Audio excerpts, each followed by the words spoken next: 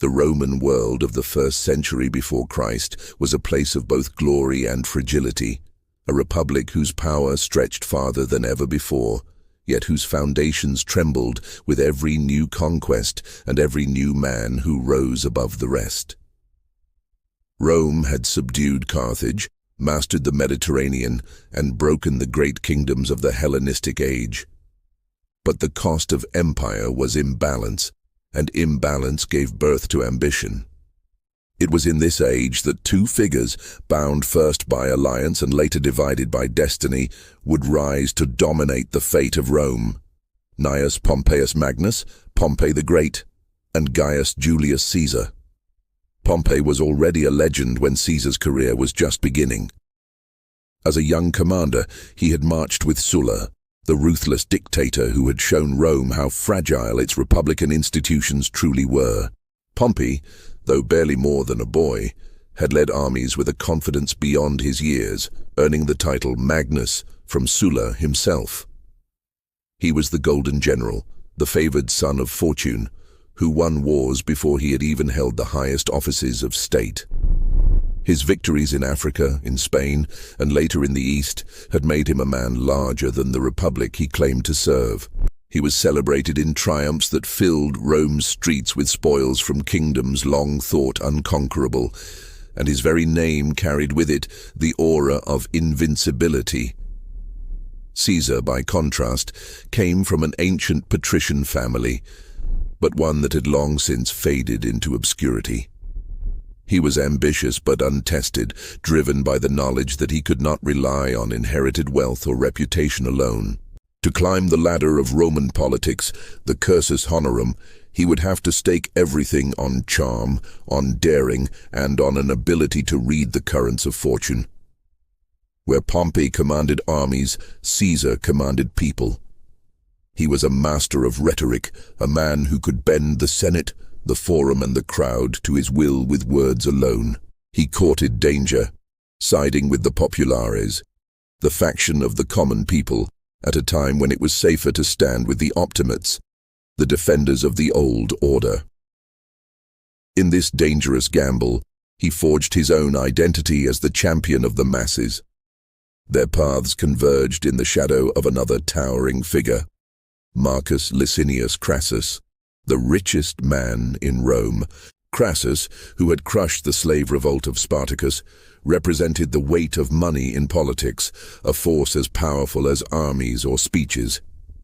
Together, Pompey, Caesar, and Crassus would form the first triumvirate, an alliance that bent the republic to their will. Pompey provided military might, Caesar supplied vision and ambition, and Crassus contributed wealth that could move mountains. It was an alliance of convenience, forged not from friendship, but from necessity, for each man had enemies in Rome, and together they were stronger than the Senate itself. At first, it seemed that this union might stabilize the republic. Caesar secured a command in Gaul, a posting that seemed minor compared to the grand conquests Pompey had already achieved in the East. Yet Gaul would become the crucible in which Caesar's destiny was forged. With relentless energy, he transformed the legions under his command into an extension of his will. He conquered tribes, subdued vast territories, and extended Roman dominion all the way to the Atlantic and the mysterious Isles of Britain. His commentaries, written in clear and powerful prose, did more than record his victories. They turned his exploits into legend, shaping his image in the eyes of the Roman people as a hero, almost a demigod of conquest. While Caesar was building his fame across the mountains of Gaul, Pompey remained the pillar of Rome. He married into Caesar's family, taking Julia, Caesar's beloved daughter, as his wife, sealing their alliance with bonds of kinship. And for a time, the two men seemed united, their destinies aligned, their ambitions held in balance by mutual respect and shared purpose. But the Republic was not built for balance. It was built for competition, for the endless struggle of men for honor, dignity, and glory. Cracks soon began to show. Crassus, always seeking military glory to match his wealth, embarked on his ill-fated campaign against the Parthians in the east. At Carrhae, he met disaster. His legions were annihilated, his body humiliated, his head sent eastward as a trophy. With his death, the triumvirate collapsed. The triangle of power was broken, leaving only two figures standing, and both knew that Rome was too small for them to share. Worse still, tragedy struck in the personal sphere. Julia, Pompey's wife and Caesar's daughter, died in childbirth. The bond of family that had tethered the two men together dissolved with her passing, and suspicion began to fester where once there had been alliance.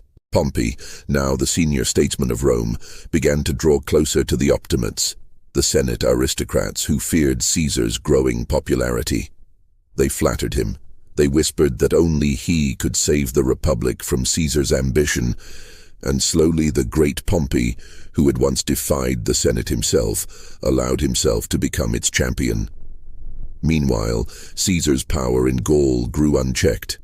His soldiers were not merely loyal, they were devoted. They had marched with him through forests, swamps, and icy rivers, and they had triumphed over impossible odds. To them, Caesar was more than a general. He was a leader who shared their hardships, who stood in the mud and the blood beside them, who rewarded them with plunder and promised them even greater glory to come. This bond of steel between general and legion would prove unbreakable, and it was this bond that terrified the Senate in Rome. By the time Caesar's command in Gaul was nearing its end, the Senate faced a choice. To recall him without triumph would be to strip him of his power, to humble him before his enemies, and to risk that he might resist. Yet to grant him another command would be to admit that one man had grown too powerful for the Republic to contain. The Optimates, led by figures like Cato the Younger and backed by Pompey, demanded that Caesar disband his army and return to Rome as a private citizen. But Caesar knew what awaited him if he obeyed: prosecution, exile, perhaps even death. His enemies would not show mercy. He had only two choices: surrender everything he had built or take the Republic itself by force. The friendship was gone. The alliance shattered, and destiny pulled the two men toward confrontation. Pompey, the elder statesman and once invincible general, now held the backing of the Senate and the resources of Rome itself. Caesar, the conqueror of Gaul, held the loyalty of hardened legions and the adoration of the masses. The stage was set for a civil war, unlike any Rome had ever seen, a conflict not of foreign enemies or distant kingdoms, but of Roman against Roman, of two titans, locked in struggle for the very soul of the Republic. And so, on the banks of a quiet river in northern Italy, Caesar faced his choice. The Rubicon was a narrow stream, a simple boundary, but to cross it with his legions was to declare war on the Senate and on Pompey himself. As the story is told, he paused, uncertain, weighing the enormity of the decision. Then, with the words, "Alia iacta est," the die is cast, he stepped forward, and the legions followed. The Republic, already strained, already fragile, now shuddered as its greatest civil war began. The march southward was more than a physical advance. It was a declaration that the Republic had entered a new age. Caesar's legions, hardened by years of conquest in Gaul, crossed into Italy not as invaders, but as Romans turning their swords upon their own. The news spread like wildfire. In Rome, panic seized the Senate. The Optimates, who had so confidently demanded that Caesar disband his army, now fled in terror, realizing too late that words and decrees could not halt men who had followed their general through a decade of blood and triumph. Pompey, for all his past brilliance, was caught unprepared. He had the Senate, the official machinery of the Republic, but little else. Many of his legions were scattered in the provinces. Some were newly raised, inexperienced, untested against the veterans who marched with Caesar. When Caesar advanced with startling speed, town after town opened its gates to him. Entire communities welcomed him not as a tyrant but as a savior, for his popularity among the common people was unmatched. To them, Caesar was the man of the populares, the one who had defied the aristocrats, who had brought glory to Rome and plunder to its citizens. Pompey was forced into a bitter choice. To stay and fight in Italy risked destruction at the hands of Caesar's battle-hardened veterans. To retreat was to abandon the heart of Rome, to yield the very ground of the Republic without a struggle. He chose the latter, withdrawing his forces to the south, gathering ships and preparing to cross to Greece where he could rally reinforcements from the eastern provinces. For the Senate, it was humiliation. For Caesar, it was a stunning, bloodless conquest. Within months of crossing the Rubicon, he entered Rome itself, not as a conqueror laying the city low, but as a master reclaiming what was his. But the Republic was not yet his to command. The treasury, controlled by Pompey's allies, had been emptied in the flight. Without gold, Caesar could not sustain the machinery of state, nor pay the legions who fought in his name. He needed time, and he needed legitimacy. Swiftly he secured the consulship, presenting himself not as a usurper, but as a lawful leader, restoring order. Then with breathtaking audacity, he turned westward, for in Spain, Pompey's legates still commanded powerful armies. If he allowed them to linger, they could strike him from behind as he marched east. The campaign in Spain was swift and ruthless. At Ilerda, Caesar faced armies larger than his own, but his genius for maneuver, for exploiting terrain, for breaking his enemies not with brute force but with cunning, prevailed. He isolated Pompey's commanders, cut their supply lines, and forced them to surrender. In a matter of weeks, what could have been a second front against him was eliminated. Caesar, in victory, extended mercy, releasing many of those who had fought against him, for he understood that every Roman spared was a future Roman who might serve under his banner. The stage was now set for the true confrontation. With Italy secured and Spain neutralized, Caesar turned his gaze eastward, to where Pompey had gathered the Senate's remaining strength. Pompey was no ordinary opponent. Though he had retreated from Italy, he was far from beaten. In Greece, he commanded vast resources, fleets from the eastern provinces, legions raised in Asia Minor, the support of kings and client states eager to maintain their favor with Rome's traditional aristocracy. He had the loyalty of men like Cato and Cicero, who saw in him the last hope of preserving the Republic. As Caesar prepared his legions for the coming struggle, the Roman world braced for impact. This was no war of Romans against distant barbarians.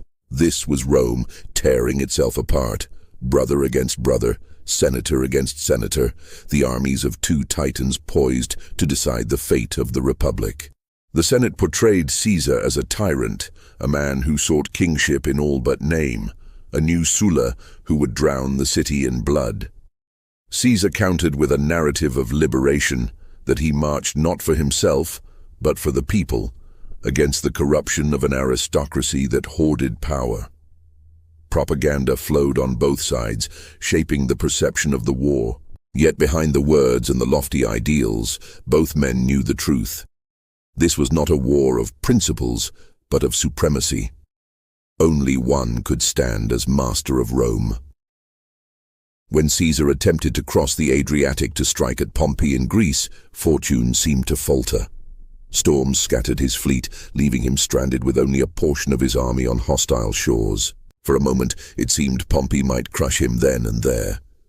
Yet hesitation, that most fatal of flaws in war, intervened.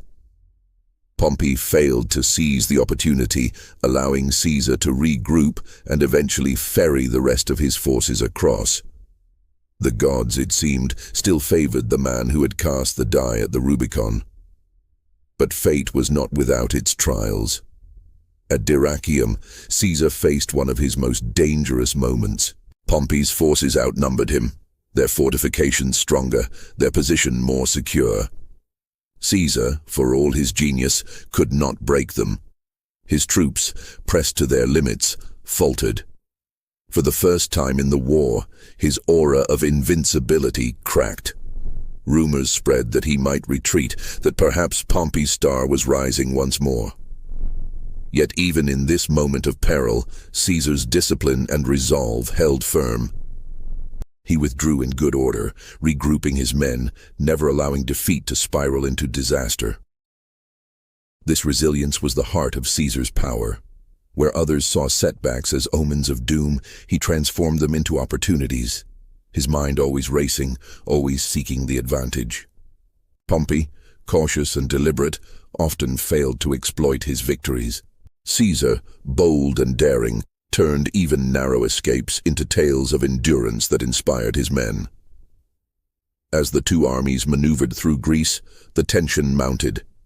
Cities were compelled to choose allegiance, populations were drained by the demands of war, and across the Roman world, men held their breath. Everyone knew that a reckoning was coming, that somewhere on the plains of Greece the fate of the Republic would be decided. In the summer of 48 BC, the two armies finally drew close on the fields near Pharsalus.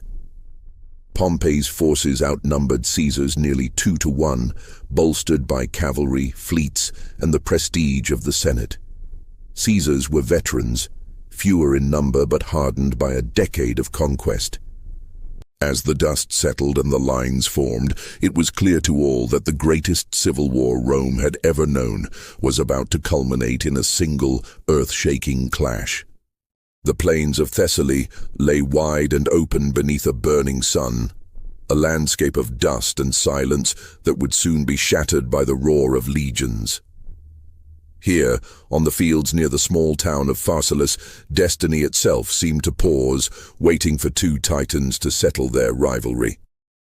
Caesar and Pompey had maneuvered across Greece for months, each testing the other, each waiting for the decisive moment. Now, at last, the hour had come. Pompey held the advantage in numbers. Nearly 40,000 infantry and 7,000 cavalry stood beneath his banners, bolstered by auxiliaries from the eastern provinces, by noble families and senators who had thrown their fortunes behind him. His army gleamed with fresh armor, shining standards, and the prestige of legitimacy. To many, he was still Pompeius Magnus, the man who had once swept the seas of pirates, who had subdued Mithridates, who had marched triumphant through 3 continents. He had the Senate, he had the nobility, and he had the numbers. Caesar, by contrast, had but 22,000 infantry and scarcely 1,000 cavalry. His legions were weary, stretched by the years of war, their armor battered and dented. Yet beneath their scars lay the hardened steel of experience. These were the veterans of Gaul, men who had faced the Germanic hordes, who had stormed fortresses in the dead of winter, who had followed Caesar through hunger, exhaustion, and impossible odds. They had lost at Dyrrhachium, but their faith in their general had not wavered. For them, Caesar was not merely a commander, he was their destiny. The night before the battle, Pompey convened his council. Senators and noblemen filled his tent, their voices rising with urgency and confidence. They pressed him to fight, to crush Caesar at last, to end this war with one great blow. Pompey hesitated. His strategy until now had been one of attrition, to wear Caesar down, to starve him, to let time itself destroy him. But the clamor of aristocrats drowned out his caution. They mocked Caesar's reduced numbers, dismissed his veterans as ragged, and demanded that the great Pompey show his greatness once more. Against his instincts, Pompey consented. Tomorrow, he would fight. Caesar, in his own camp, walked among his men. He spoke not of destiny or grandeur, but of survival and honor. He reminded them of Gaul, of Britain, of the countless battles they had already won together. He spoke of the senators who looked upon them with scorn, who thought them mere criminals serving a traitor. And he asked his men if they would allow the arrogant nobility to call them cowards. Their answer was silence at first, the silence of men who had fought too many wars to shout. But then came the clatter of swords against shields, the rising chant of legionaries who knew that in the morning their steel would carve the truth into the memory of Rome. When dawn broke, the two armies faced each other across the plain. Dust rose in the air as cavalry trotted into position, as infantry formed their long lines, as standards gleamed in the morning light. Pompey's legions stretched wide, their wings extended by a cavalry force far greater than Caesar's. He intended to envelop Caesar, to smash his smaller army with a sweeping motion, to crush him beneath sheer weight of numbers. The Senate, standing behind Pompey's lines, watched eagerly, already rehearsing their return to Rome in triumph. Caesar, studying the deployment, saw the trap. He knew Pompey's cavalry would try to sweep his flank, and with his meager horsemen alone, he could not hope to stop them. And so he prepared a counterstroke, an innovation born of desperation and genius. Behind his thin line of cavalry, he concealed a force of 6 cohorts, some 2,000 men, hardened veterans, who would fight not in the usual manner, but as a wall of daggers against charging horsemen. Their orders were brutal and precise. Aim for the faces, strike at the eyes, drive fear into the hearts of men who rode with pride, but not with scars. The signal was given. Trumpets blared. The ground shook as legions began their advance, the slow, methodical march of thousands of sandaled feet. Javelins flew, shields clashed, and the lines met with a thunderous crash. At first, Pompey's strategy seemed to unfold as planned. His cavalry surged forward on the left, driving Caesar's smaller force back.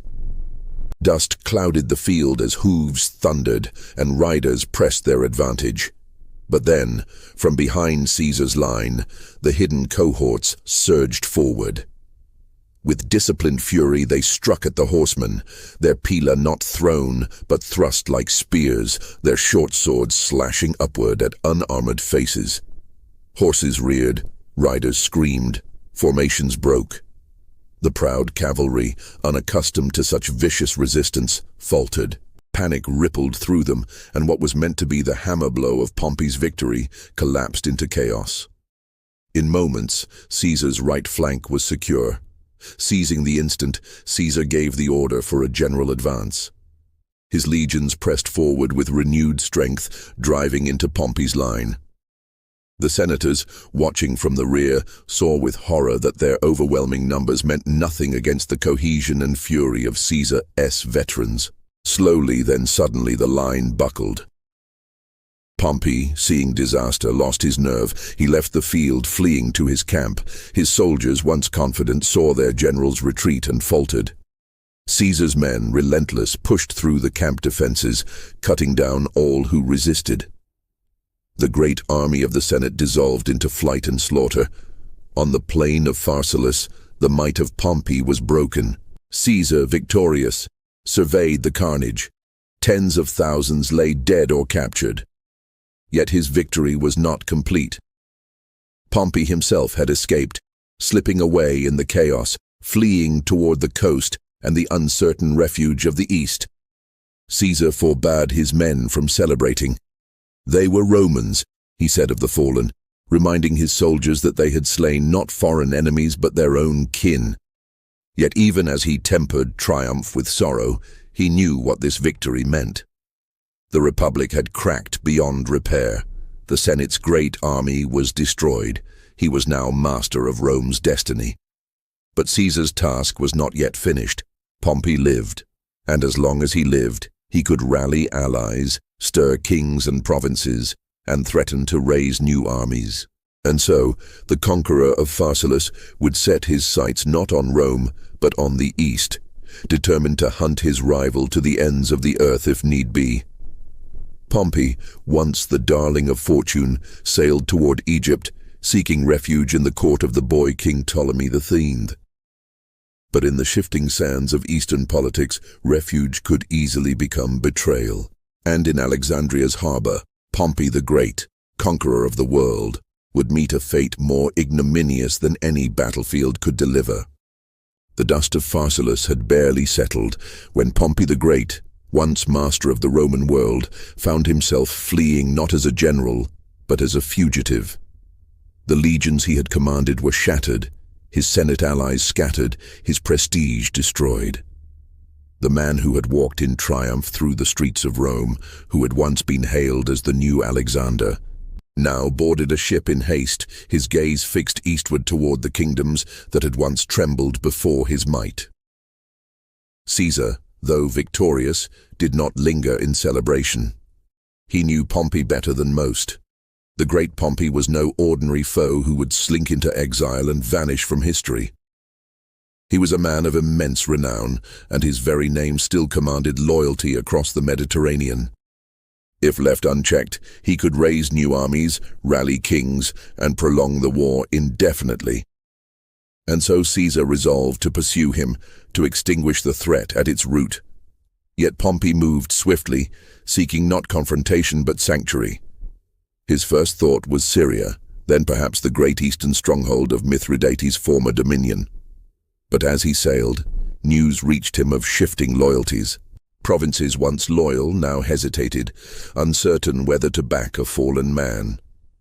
The East, which had supplied Pompey with soldiers, fleets, and glory, now seemed to retreat from him like a tide. He turned his eyes to Egypt, that ancient land of wealth and intrigue, ruled by the boy king Ptolemy the Throne and his sister Cleopatra, whose rivalry for power had thrown the kingdom into turmoil. Pompey had once been patron of the Ptolemies, protector of their throne during his conquests in the East. Surely, he reasoned, they would grant him refuge. As Pompey's ships approached the coast of Egypt, he still carried himself with the dignity of command. His wife Cornelia, steadfast despite the ruin of their fortunes, stood at his side. His son Sextus clung to hope that in Egypt they might find safety and a chance to rebuild. But beneath the surface, the air was heavy with dread. All knew that to trust in foreign kings was to place one's life in the hands of ambition and betrayal. In Alexandria, the advisors of young Ptolemy debated fiercely. Some counseled honor, urging that Pompey be given shelter as a friend and ally. Others, more cunning, saw in Pompey's defeat an opportunity. Caesar was triumphant, Caesar was coming, and Caesar would surely reward those who proved their loyalty. To aid Pompey was to risk Caesar's wrath. To betray Pompey was to secure Caesar's favor. In the end, pragmatism triumphed over honor. They resolved to welcome Pompey with words of friendship, and then to deliver his corpse as a gift to the man who now ruled Rome. On the morning of September 28th, 48 BC, Pompey's ship anchored off the Egyptian coast near Pelusium. A small boat was sent to bring him ashore. As he prepared to step into the craft, Cornelia begged him not to go. She had seen too much of fortune's cruelty to trust in the promises of strangers. Pompey, with calm dignity, reassured her. He reminded her that he had lived a life greater than most men could dream, that if fate decreed this as his end, he would meet it without fear. He stepped into the boat with a handful of companions, his toga wrapped tightly around him. The oars cut through the still waters as Egyptian officers murmured reassurances, their faces unreadable masks. But as the boat drew near the shore, one of them suddenly rose. With a concealed blade, he struck. Pompey, unarmed, made no attempt to resist. He pulled his toga over his head, as if to shield himself from the indignity, and in silence, the man once hailed as Magnus fell beneath the hands of assassins. Cornelia, watching from the ship, cried out in horror as she saw the blades flash, as she realized the betrayal unfolding before her eyes. The men on Pompey's boat held the body aloft, severed head and corpse to be displayed as trophies. The great general reduced in an instant from legend to spoil. His body was left upon the shore, naked, abandoned, until a soldier who had once served under him found the courage to give him a simple burial. A shallow grave for a man who had once commanded empires. When Caesar arrived in Egypt days later, the Alexandrians eagerly presented him with Pompey's head, expecting gratitude. But Caesar, upon seeing the lifeless features of his former ally and rival, did not rejoice. He turned away, weeping, for in Pompey he had not only lost an enemy but a partner in the grand game of power, a man whose greatness had once matched his own. He ordered the head to be buried with honor, and the ashes of Pompey's body, once retrieved, were returned to his family. Yet Caesar could not linger in mourning. Egypt was in turmoil, its throne contested by the young Ptolemy the Thean and his sister Cleopatra, whose wit and ambition rivaled that of any Roman. To remain in Alexandria was to step into another storm, a new war of intrigue and seduction that would draw Caesar deeper into the tangled web of the East.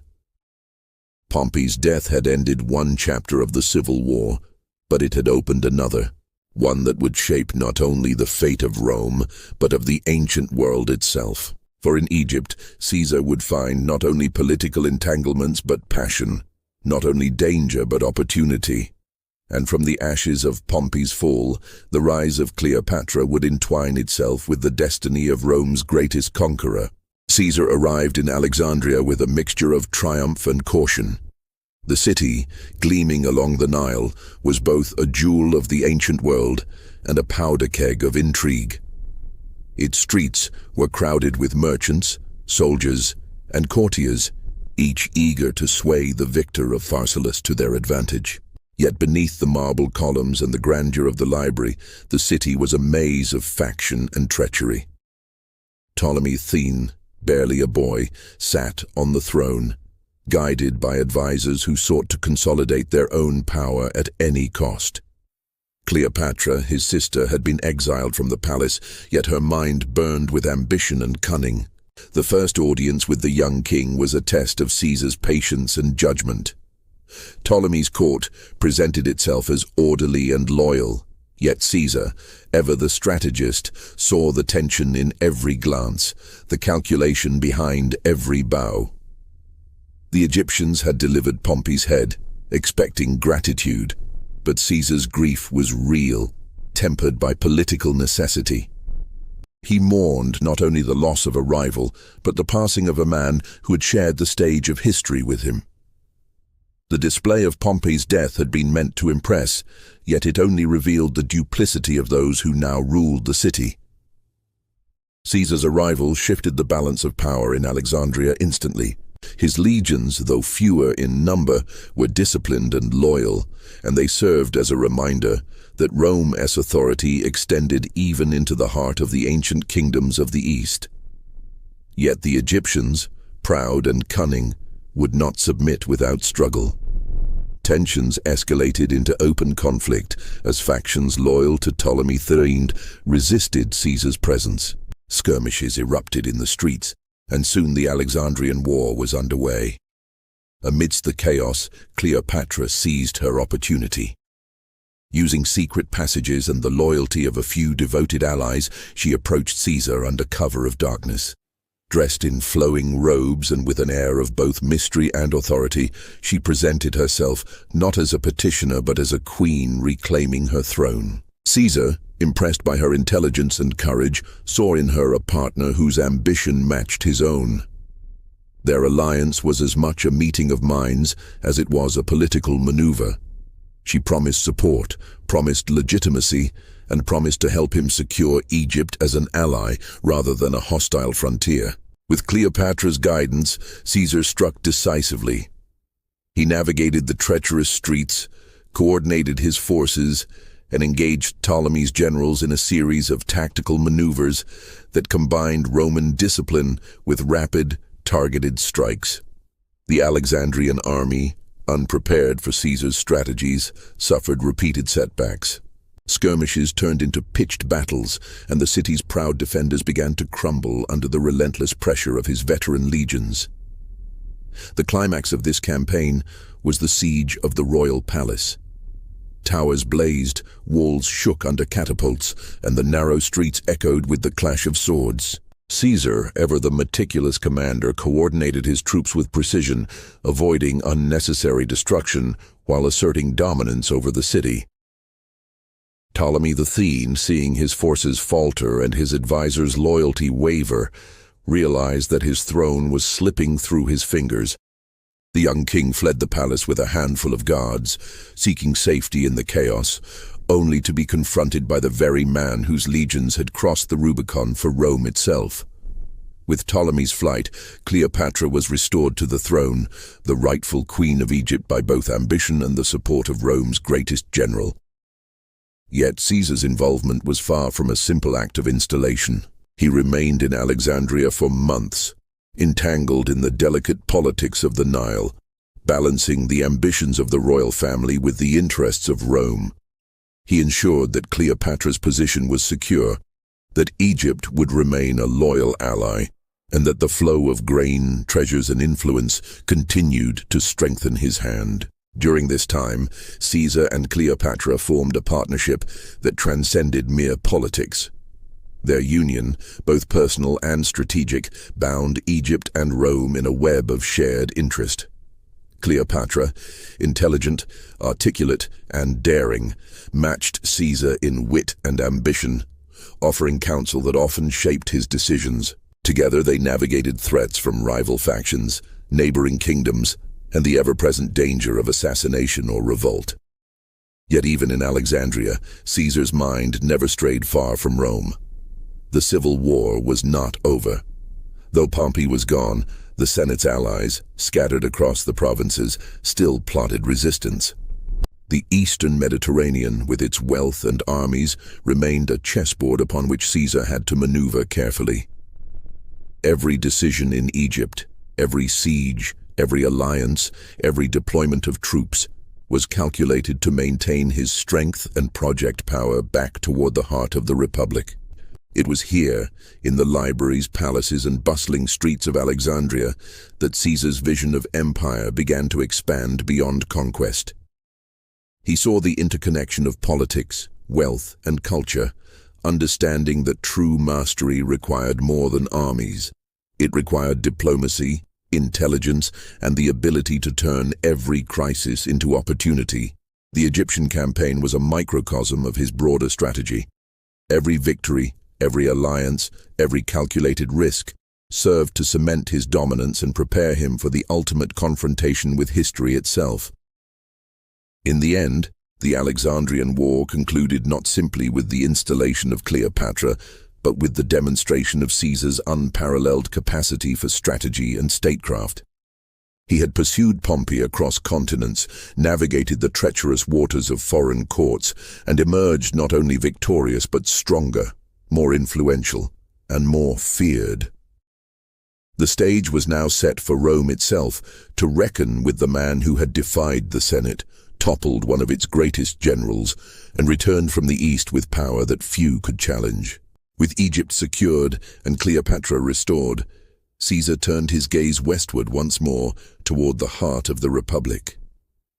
Rome awaited, a city of marble and ambition, still simmering with fear and resentment of the man who had crossed the Rubicon and shattered centuries of tradition.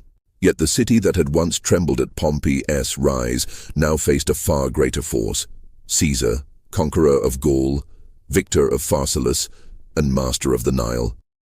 His return was not merely a homecoming, it was a procession of inevitability.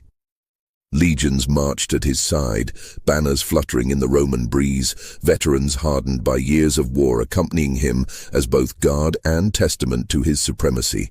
Citizens, ever aware of the shifting tides of fortune, gathered along the streets, torn between awe and trepidation.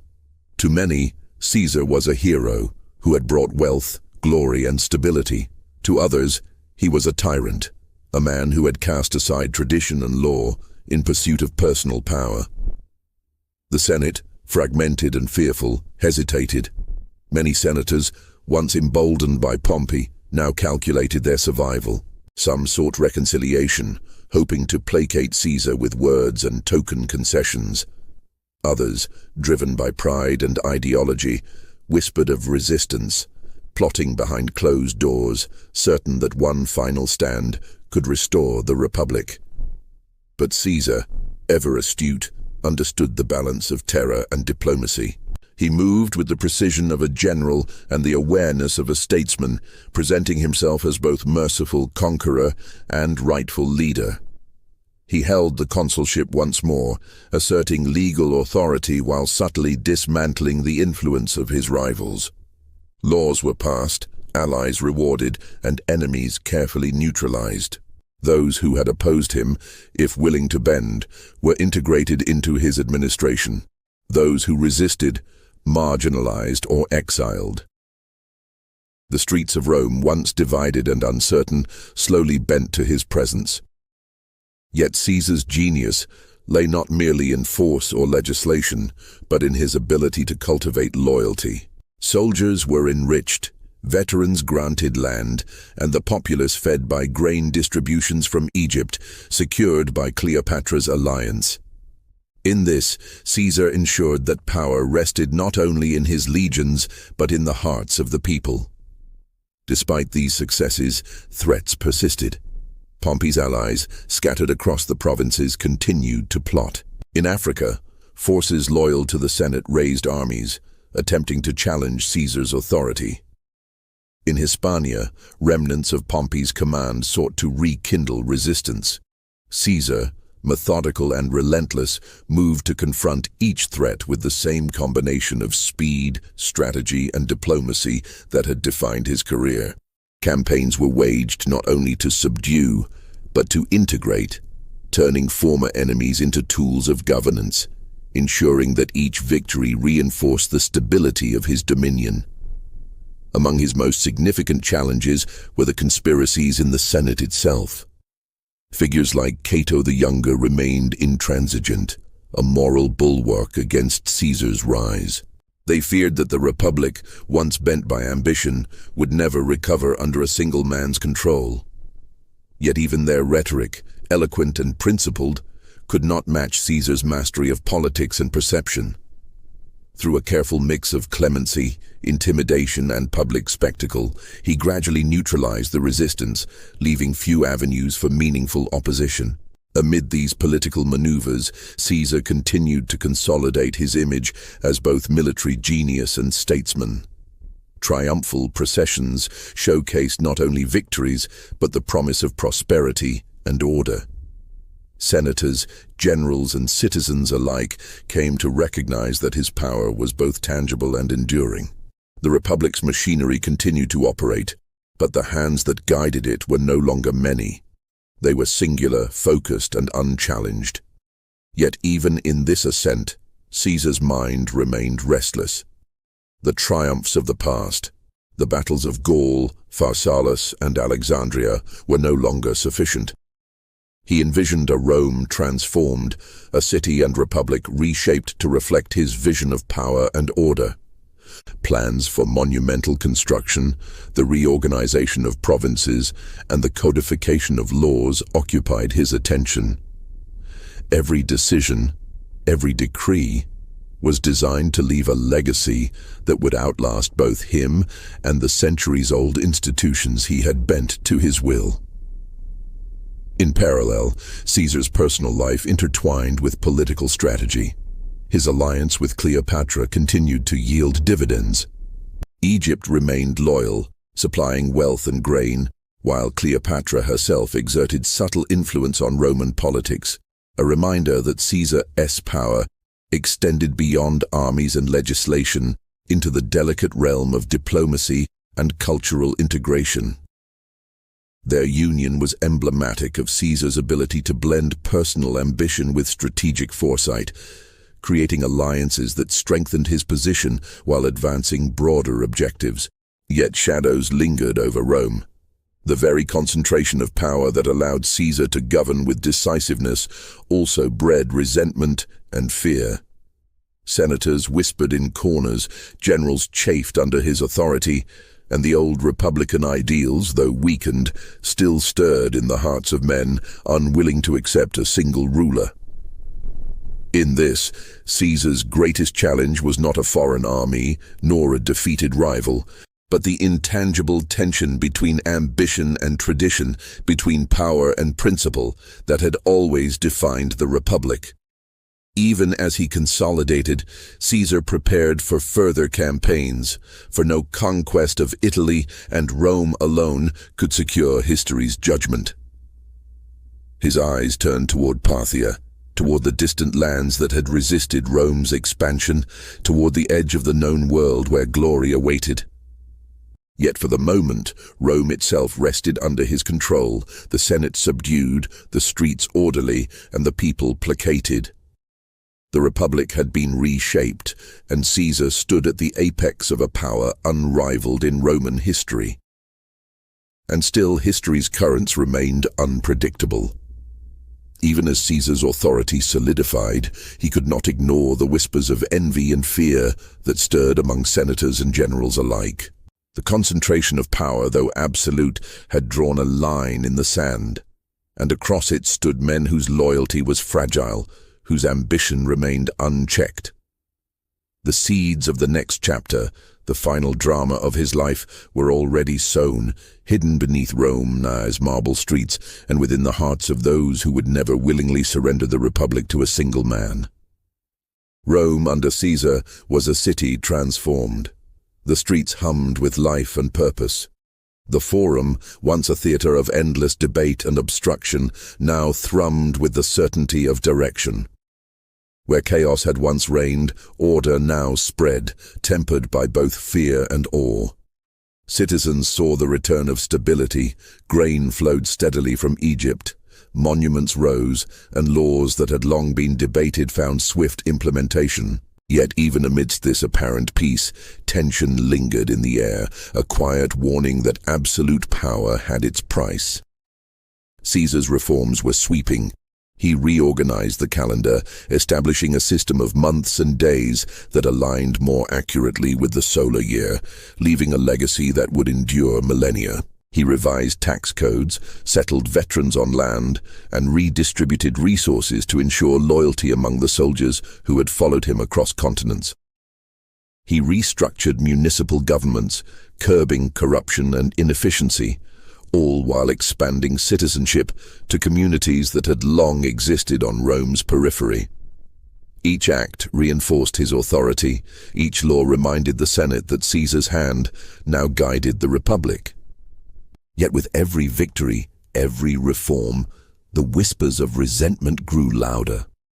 Senators who once wielded influence over Rome's machinery found their authority diminished, replaced by the singular power of a man who had crossed the Rubicon and refused to look back. Among them, figures like Brutus and Cassius, steeped in the traditions of honor, liberty, and republican virtue, watched with growing unease. They feared not only the loss of their power, but the erosion of the very ideals that had long defined Rome. Caesar was not merely a ruler, he was the embodiment of change itself, and change, they believed, threatened the soul of the Republic. It was in this environment that the conspiracies took shape. Secret meetings were held in shadowed rooms, words of oath and blood binding senators into a pact of ambition and fear. They swore not merely to remove Caesar, but to restore the Republic, to rekindle the flame of tradition that had been extinguished by the relentless march of one man's ambition. Among them were old friends, men who had once served alongside Caesar, men whose loyalty had shifted from admiration to dread. Their plans were meticulous, their patience unwavering, for they knew that one false move could invite disaster, just as one small miscalculation could allow Caesar to strike with his legendary precision. The Ides of March approached, and with it, the tension in Rome became palpable.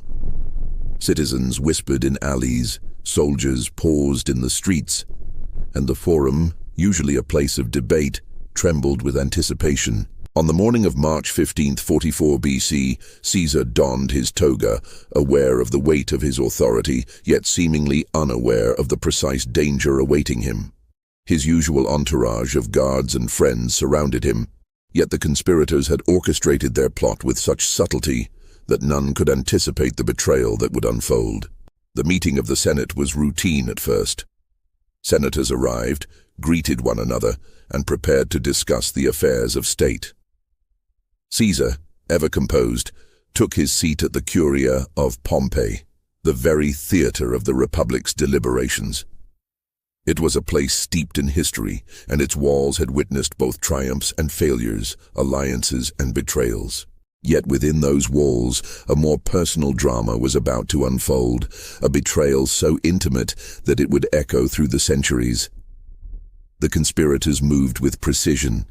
They surrounded him under the guise of conversation, offering speeches and gestures of allegiance, even as daggers were concealed beneath togas. Brutus, once regarded by Caesar almost as a son, positioned himself close, his expression a mask of loyalty, hiding the resolve of vengeance. One by one, the conspirators struck, a chorus of steel and intent that pierced the air and history itself. Caesar, though caught in surprise, recognized the inevitability of his fate. The accounts tell us that he struggled, attempted to defend himself, yet the numbers and planning of the conspirators overwhelmed him. As he fell, the words attributed to him, "Et tu, Brute," though perhaps myth, encapsulated the profound shock of betrayal. The man who had reshaped Rome, who had conquered continents, who had defied the Senate and rewritten the rules of power, now lay pierced by those he trusted most. The streets of Rome erupted with chaos. Some citizens mourned, some celebrated, and the legions loyal to Caesar, though far from the scene, felt the tremor of history's rupture. Caesar's death did not restore the Republic. It only accelerated the unraveling. The conspirators, believing that the removal of one man could save centuries of tradition, underestimated the depth of change that had already taken root. Rome did not return to its previous state. Instead, it lurched toward further conflict, civil war, and the rise of new powers who would seek to claim the legacy left in Caesar's wake. In the immediate aftermath, Caesar's loyalists, including Mark Antony, Octavian, and others, moved swiftly to secure power and avenge their fallen leader.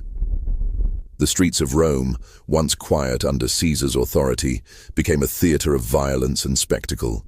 Public speeches inflamed the populace, funeral pyres became symbols of both grief and propaganda, and the city was consumed by the struggle for control. The Republic teetered, not in the hands of conspirators, but in the currents of ambition, loyalty, and fear that Caesar had unleashed and that could no longer be contained. The assassination, intended to preserve liberty, instead marked the beginning of the end of the Republic. From the chaos rose Octavian, later Augustus, who would consolidate power, creating a structure that allowed one man to rule while maintaining the illusion of republican forms. Caesar's vision, his ambition, his reforms, and his conquests became both a template and a warning, a demonstration of the heights a single individual could achieve and the dangers inherent in concentrated power. History would remember Caesar not merely for his victories, but for the drama of his life and death, for the sweep of his ambition, and for the way his crossing of the Rubicon had changed the trajectory of Rome forever. From Gaul to Egypt, from the streets of Rome to the fields of Pharsalus, his journey had been one of genius, audacity, and relentless will. And though the Ides of March ended his life, it set the stage for a new era, one in which the Republic would transform into empire, and one in which Caesar's shadow would loom over Rome for centuries to come. The Ides of March left Rome trembling. The city, once dominated by Caesar's singular authority, was now a storm of uncertainty and fear. Citizens crowded the forum, some weeping for the man who had brought stability, others cheering the end of what they believed to be tyranny. The conspirators, believing their act would restore the Republic, found themselves ill-prepared for the consequences of their deeds. Brutus and Cassius, the architects of the assassination, had underestimated not only the loyalty Caesar inspired, but the depth of unrest that would follow his death. Mark Antony, Caesar's loyal ally and consul, seized the opportunity with ruthless intelligence. He moved quickly to secure the city, rally the legions still loyal to Caesar, and assert control over the capital. The conspirators attempted to present their act as a liberation. invoking the ideals of liberty and republican virtue, but Antony's oratory and strategic positioning turned public sentiment against them. In the Forum, he delivered speeches that inflamed the populace, reminding them of Caesar's generosity, his victories, and the injustice of his murder. The city erupted. Fires blazed, mobs surged through the streets, and the senators who had struck at Caesar now faced the fury of the people they had sought to appease. Meanwhile, Brutus and Cassius fled Rome, recognizing that their hold on the city was tenuous at best. They gathered forces in the provinces, calling upon allies in Cisalpine Gaul, Macedonia, and the eastern provinces. Yet even as they consolidated power, the shadow of Antony loomed over them, and the question of succession became urgent. Who would inherit Caesar's mantle? Who would command his armies, his wealth, and his authority? Rome had no clear answer, and the uncertainty became a catalyst for further violence. Amidst this turmoil, a young Octavian, Caesar's grandnephew and adopted heir, emerged as an unexpected player. Though only 18, he carried the weight of Caesar's name, and with it the potential to claim loyalty from soldiers, senators, and citizens alike. Antony, seeing both opportunity and danger in the boy, initially treated him with cautious respect. Together they began the delicate process of consolidating Caesar's supporters, raising armies, and positioning themselves to challenge the conspirators who had destabilized Rome. The ensuing months were a blur of intrigue, negotiation, and armed conflict. Battles erupted across the provinces as Brutus and Cassius sought to solidify their power in the east, while Antony and Octavian worked to secure Italy and Gaul. Alliances shifted, betrayals multiplied, and the city of Rome itself became a stage for political theater of unparalleled intensity. The memory of Caesar's life and death hung over every decision, every maneuver.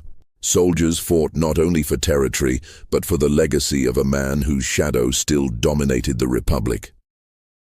In the east, Brutus and Cassius gathered their forces, recruiting legions from Macedonia and neighboring provinces, and establishing strongholds in preparation for a confrontation they believed inevitable. Their cause was framed in the language of freedom and the Republic, but beneath that veneer lay the grim reality of civil war, ambition, survival, and the hunger for power. Meanwhile, Antony and Octavian consolidated Caesar's wealth, secured loyalty through clemency and patronage, and built a coalition that combined military might with political acumen. The tension between the factions escalated toward the inevitable clash at Philippi. The plains of Macedonia would become the stage upon which the last defenders of the Republic confronted the heirs of Caesar. Brutus, commanding one wing, and Cassius commanding the other, understood that the outcome would determine not merely victory or defeat, but the fate of the Roman world itself. Antony and Octavian, seasoned by experience and shrewdness, prepared to strike decisively, leveraging both their legions and the legacy of Caesar to galvanize their forces.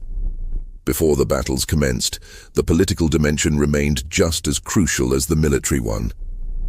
Antony's speeches in Rome framed the conspirators as murderers, while Octavian, ever calculating, cultivated the image of Caesar reborn in his own person.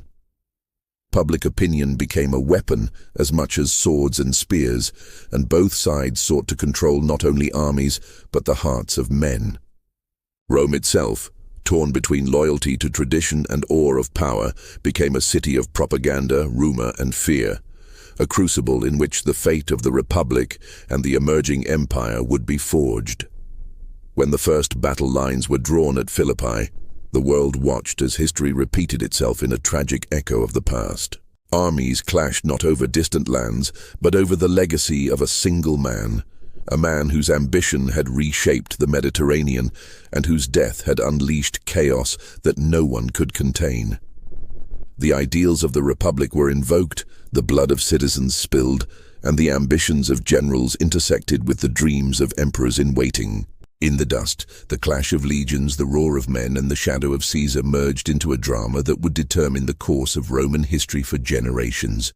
The plains of Philippi stretched wide beneath the Macedonian sun, an open canvas upon which the fate of Rome would be painted in blood. Brutus and Cassius had gathered legions, veterans and conscripts alike, their banners snapping in the wind as they prepared to defend the cause for which they had slain Caesar. Across the fields, Antony and Octavian arrayed their forces, disciplined, battle-hardened, and determined to avenge their fallen leader. The stage was set for the final confrontation of a civil war that had spanned continents and reshaped the Roman world. The first engagement began with a clash of strategy as well as arms. Cassius, commanding the right wing, sought to exploit terrain advantages, positioning his forces on the high ground to dominate Antony's advance. Brutus, on the left, aimed to hold the line and protect the center, preserving cohesion while awaiting the decisive moment. Antony, ever aggressive, pressed forward with ferocity, testing the Republican lines, probing for weaknesses. Octavian, cautious yet calculating, supported Antony while holding the reserve, ready to commit when the tide turned. The battle erupted with a roar. Spears and swords collided, shields splintered under the force of impact, and the ground became a churn of men and horses, dust and blood. Caesar's veterans, now serving under Antony and Octavian, fought with the discipline and experience that had made him invincible, while Brutus and Cassius relied on both training and the fervor of conviction. Victory was uncertain. The day was long, and both sides suffered heavy losses. By late afternoon, the first battle's toll became clear. Cassius, misinterpreting a local setback as a general collapse, chose despair over caution.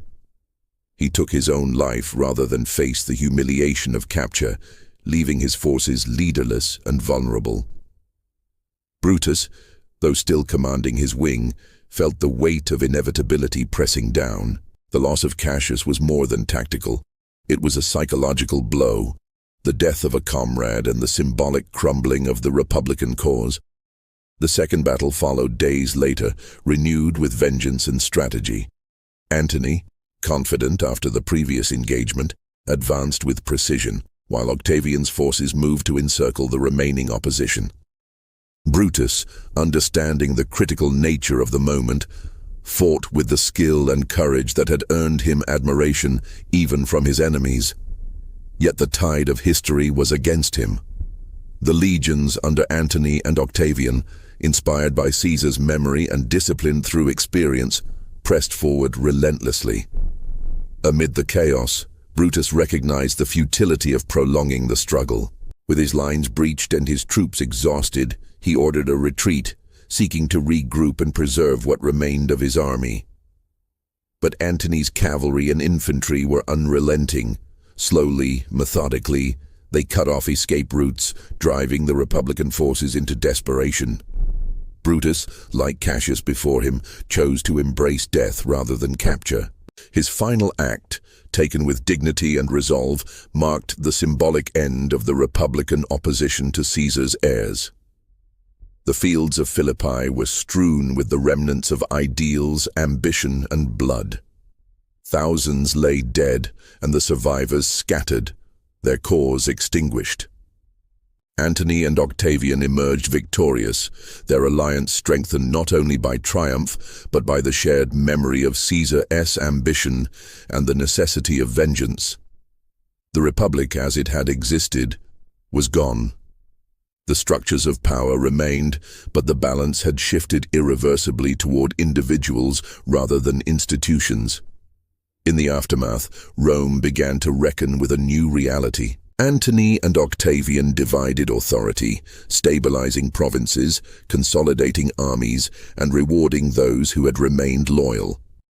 They demonstrated both clemency and decisiveness, integrating former enemies where possible while eliminating those who threatened the emerging order.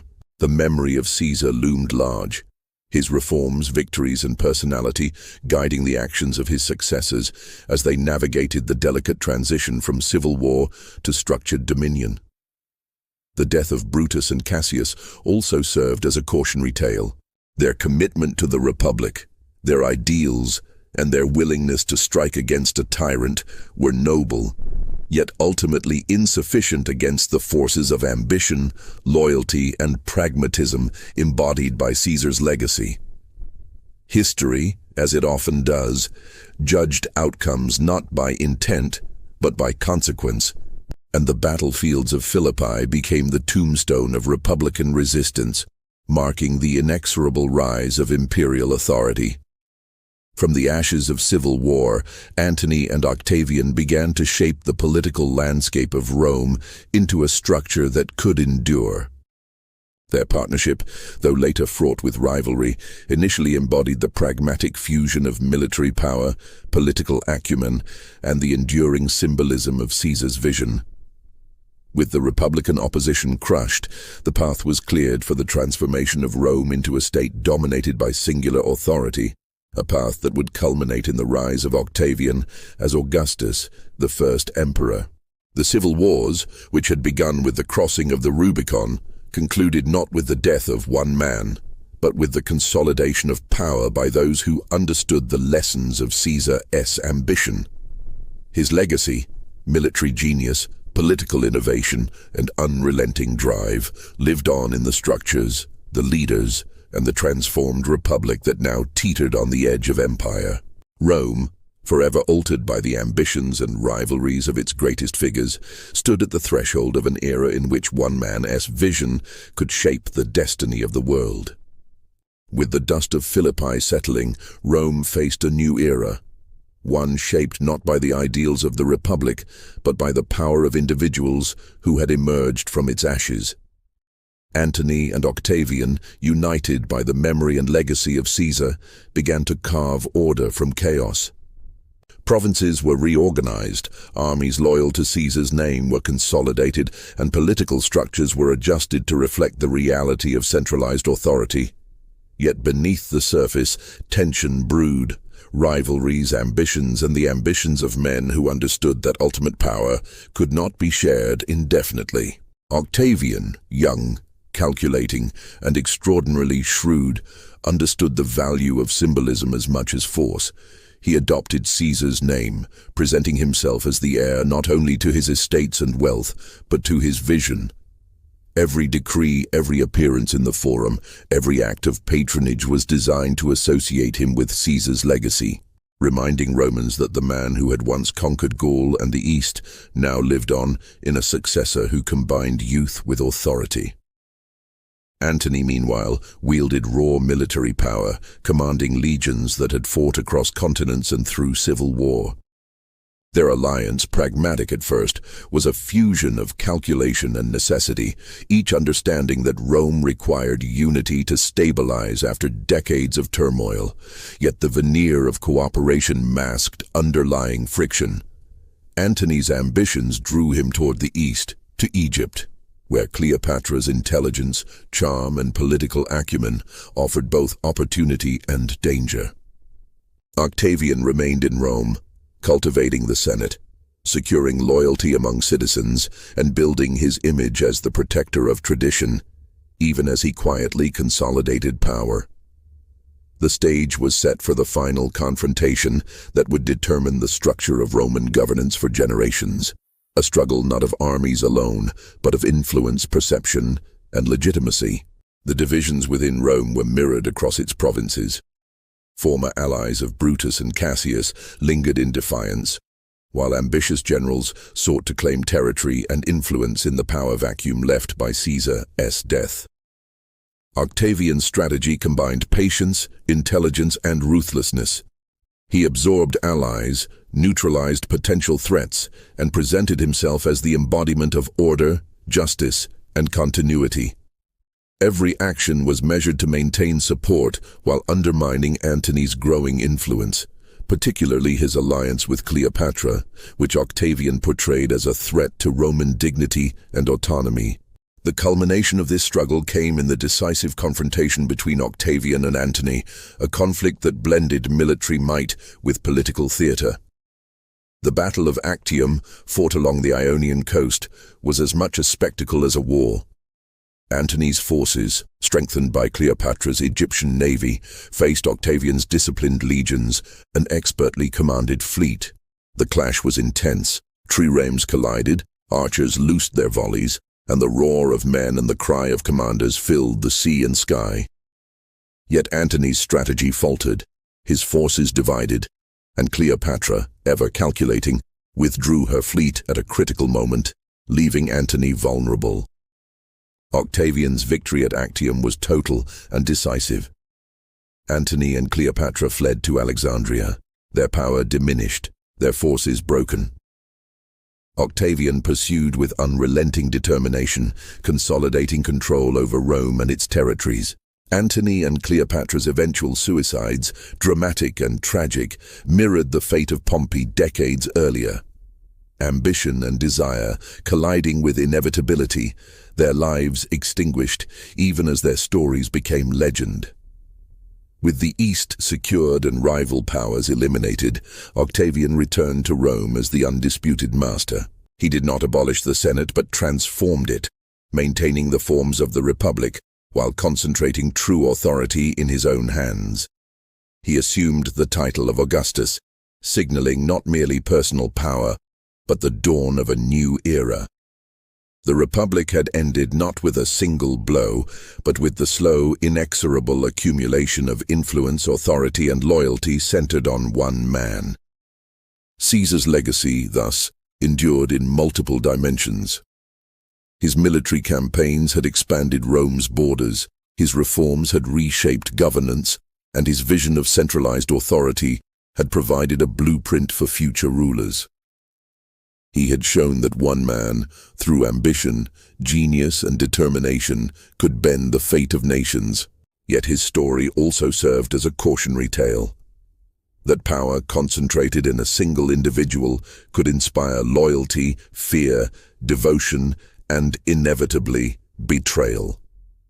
Rome, under Augustus, entered an era of relative stability and unprecedented achievement, but the shadow of Caesar remained.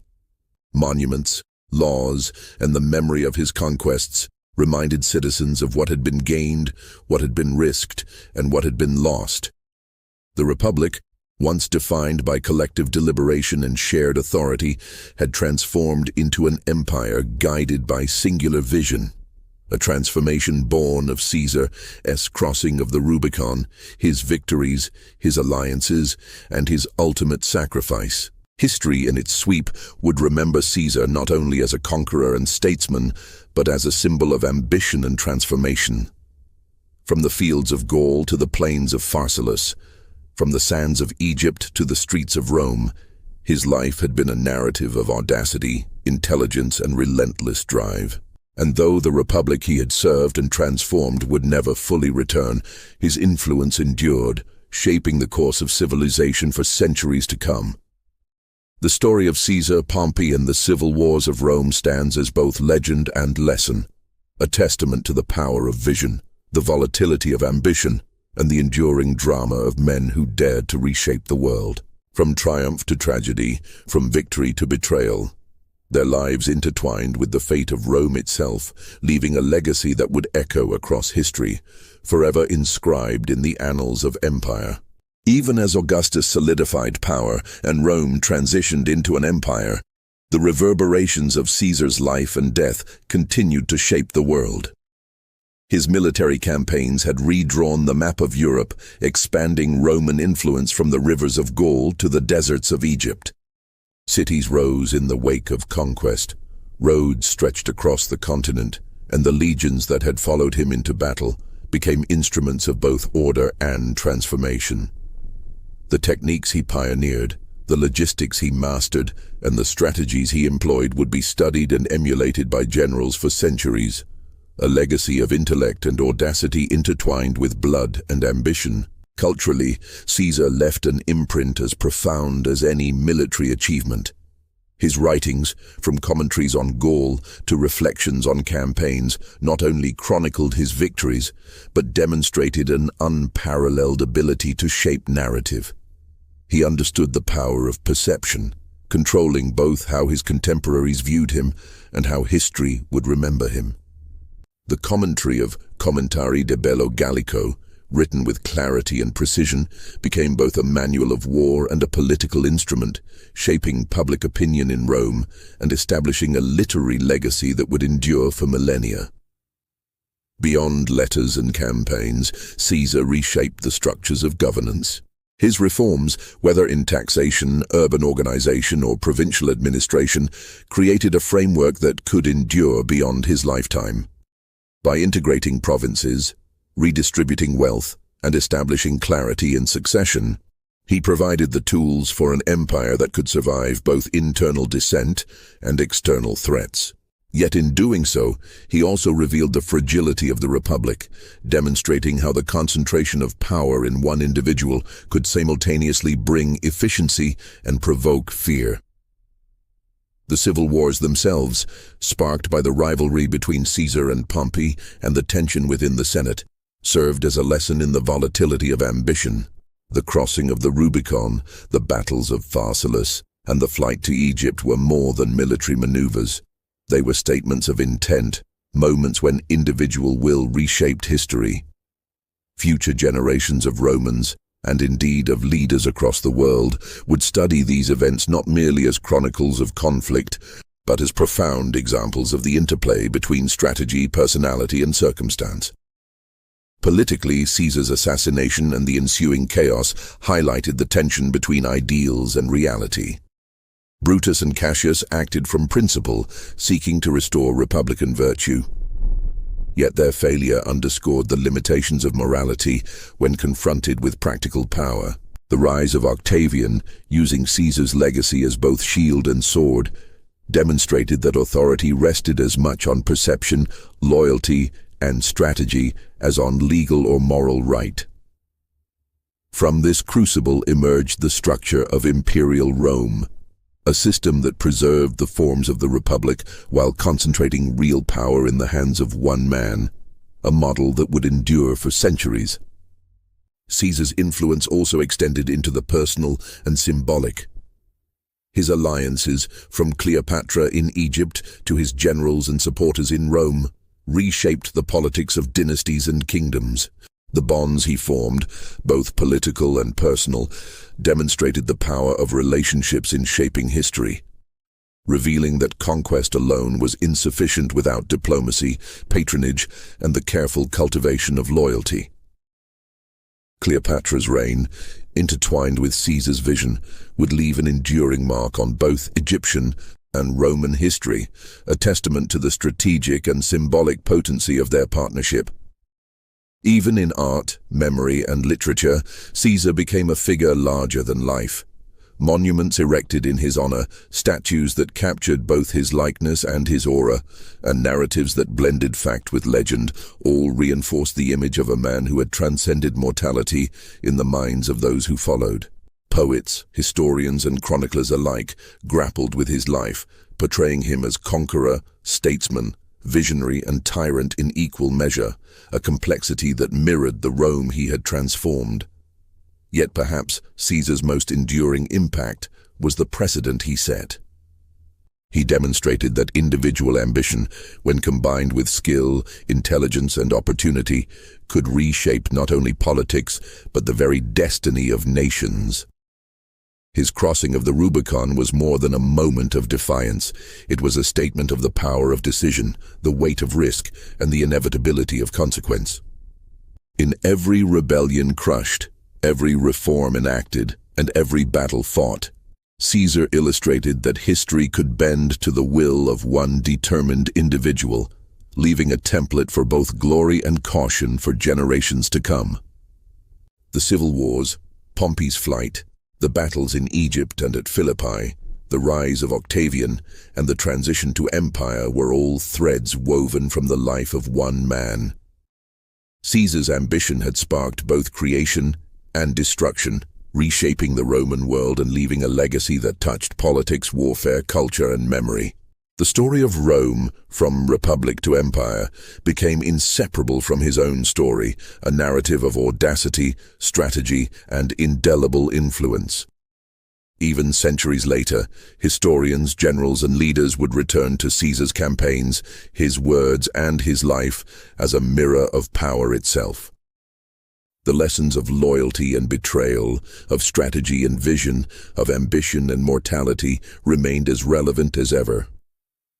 Rome remembered him not only in the monuments and laws he left behind, but in the enduring questions he posed. How far can one man shape the destiny of nations? What is the cost of ambition? And what, ultimately, is the price of crossing Rubicons, literal and figurative, in the pursuit of greatness? History often remembers Rome in moments of grandeur. The clashing of legions, the echo of oratory in the Forum, the gleam of marble temples under the sun. Yet behind every triumph lies the story of men, of ambition and rivalry, of decisions that tilt the fate of nations. Caesar and Pompey, once allies bound by a fragile pact, became the embodiment of Rome's conflict between tradition and change. Their rivalry ignited civil war, reshaped territories, and left scars upon the republic that would never fully heal. Pompey, proud, calculated, and skilled, represented the old order, the Senate, the structures of shared authority, the carefully balanced mechanisms of Rome's republican system. His rise, victories, and ultimate fall illustrated both the potency and the fragility of established power. Against him, Caesar appeared as a force of audacity, vision, and relentless drive, willing to break precedent, cross rivers, and defy convention to achieve dominance. Their confrontation, whether on the fields of Pharsalus or in the political theatres of Rome, was not merely personal. It was emblematic of the clash between continuity and transformation. The battles they fought and the decisions they made echoed far beyond their lifetimes. Pompey's death in Egypt, intended as a political gesture to curry favor, instead became a symbol of the merciless currents of power. Caesar's triumphs, coupled with his reforms and alliances, left a legacy that outlived him, shaping the trajectory of Rome, its culture, and its empire.